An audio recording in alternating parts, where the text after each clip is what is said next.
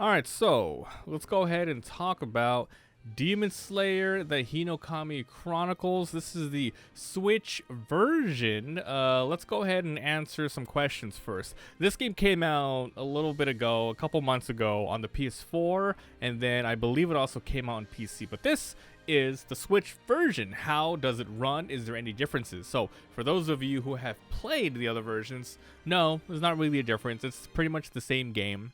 The performance-wise, it runs well. Surprisingly, Switch games can either go like really good frame rates like this game, or holy crap, why did they even bother porting it? It's crap.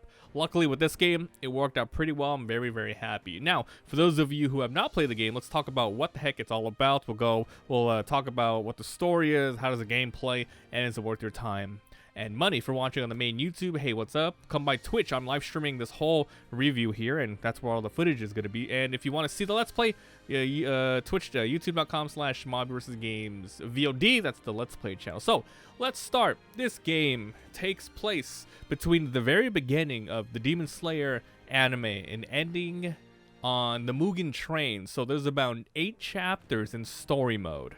Besides the story mode and the music in the background, it's from the game itself playing here.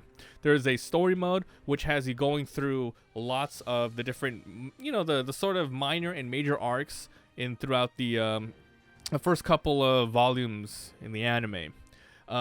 The graphics are well done here. They are cel shaded. Every once in a while, they will flash back and show different portions of the anime with little still images. But every single cutscene is sort of rendered in game, so you're going to be seeing the models do a lot of things that you would see in the anime. It's not like the most beautiful game out there, right? But the models are well done. The environments are kind of bland. Like, there's not like crazy giant flourish all over the place. It's just the basics of what it needs. But yeah, voice acting, you can do Japanese or English. We started off a little bit in the English, and it worked well enough. However, because I did first see this sort of show, the anime, in Japanese, I just went for the Japanese version. And yeah, it's all really good. Like, nice, good, dramatic, voice acting. It's what you know and love. So the story mode, it's not that long per chapter, maybe about half an hour to an hour, depending on how long you mess around within the chapters. You're primarily going to be going to your mission, doing your watching some cutscenes, and then you're going to be exploring a map. Now, I felt like this is primarily here, the exploration part, just to pad out the game, because this is basically just a fighting game. So you're going to be walking around talking to NPCs for fun. There's side quest NPCs that sometimes give you some things. You could pick up things on the ground called Kimetsu points, which is used in a mode I'll talk about later. And then there's some random little battles with smaller demons, which is there for you to just, to totally just beat down,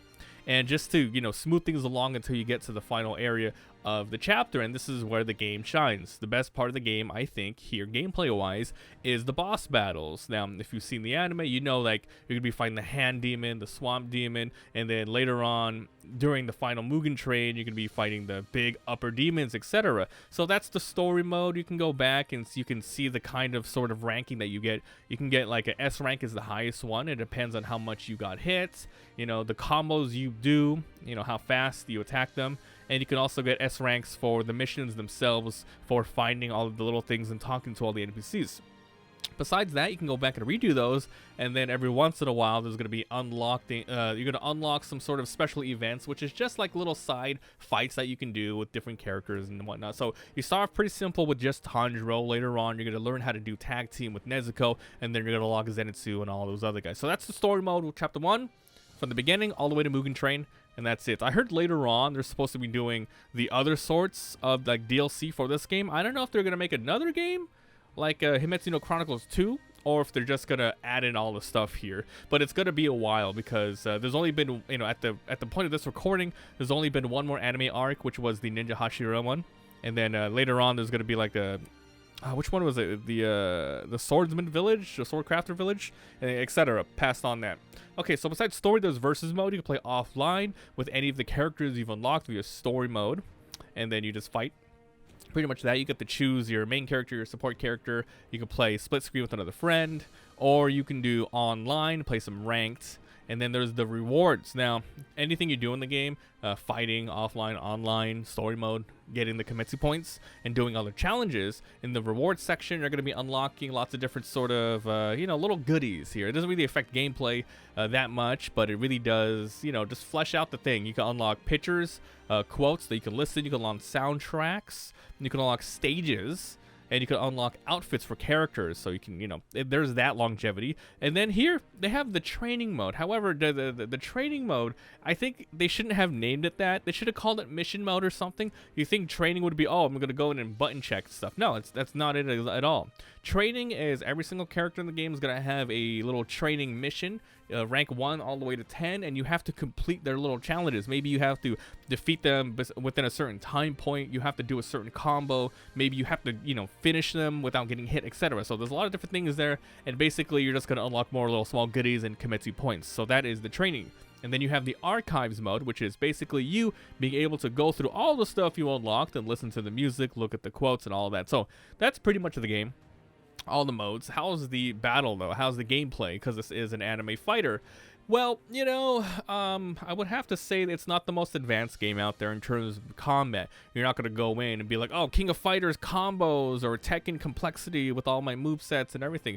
There's enough here that it's a good anime fighting game. I've played a couple in the past. I think one that's really similar to is the Naruto ones. It's very, very similar to the Naruto ones. You have a basic combo, which can auto combo. You have a heavy attack. You have a guard. You have a quick parry. You have you have a button that dashes straight towards the enemy or dashes around. It even has the thing where you can charge up your sort of EX bar, and then you can activate it to go into a higher state, and then go to another state, and then activate your ultimate, just like you would in the Naruto games. However, there is a health bar, and then there's a skill bar. Every character, has their own little quirks. Like maybe one more, characters have extra hits during combos. Maybe their specials just act totally different. For example, for Tanjiro, he has a lot of different moves in the anime and the manga, but primarily he's using just 3 to 4 here, along with his ultimate.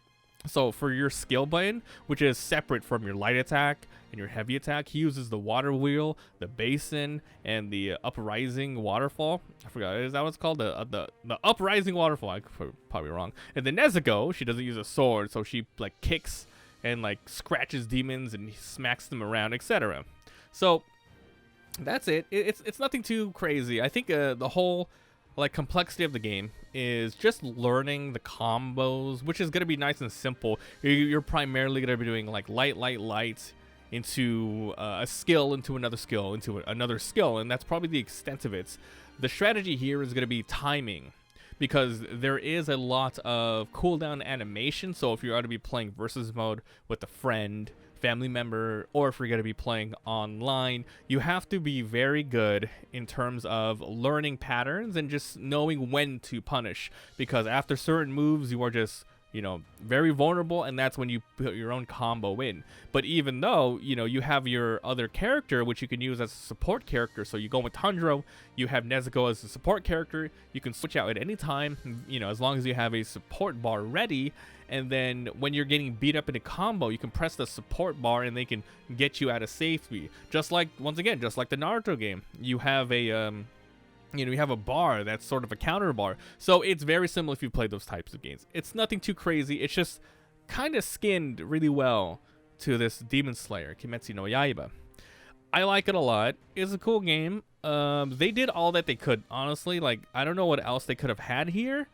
It just feels like every once in a while during the story, it's nice because oh man, a lot of the cutscenes there, it's almost one-to-one to the anime of what's exactly happening, how the scene is set up. You're sitting there and you're watching them talk for 10 plus minutes. You can skip it all, but I mean, why would you get the game in story mode if you're not going to want to do this? You're not going to play this game just for the fighting. You're not going to be, I'm not going to go online and play ranked just to get the game. No, you want to get it for the whole package. So if you're going to get this game, know that it's not that deep. Story mode, 8 chapters, minor side quest difficulty stuff later. Very well done though. Like I said, you are gonna get the feels during the hype moments, the dramatic moments, good voice acting, good subtitles with the Japanese voice acting. I did not listen to any of it in English except for the very beginning, but I don't know.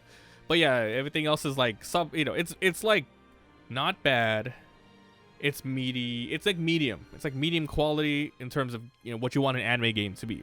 So that's it. The Switch version ran really well. So if you guys enjoyed, leave a like. It helps a lot. If you haven't already, sub for daily videos. Once again, if you're watching on YouTube, come by Twitch. This is where we streamed all of it, and I'm actually recording this video, this review live. If you want to see the Let's Play, I'm uploading it all on the Let's Play channel. All links are down below, Discord, etc. Everything. Thanks for watching, and we'll see you guys next time. Bye.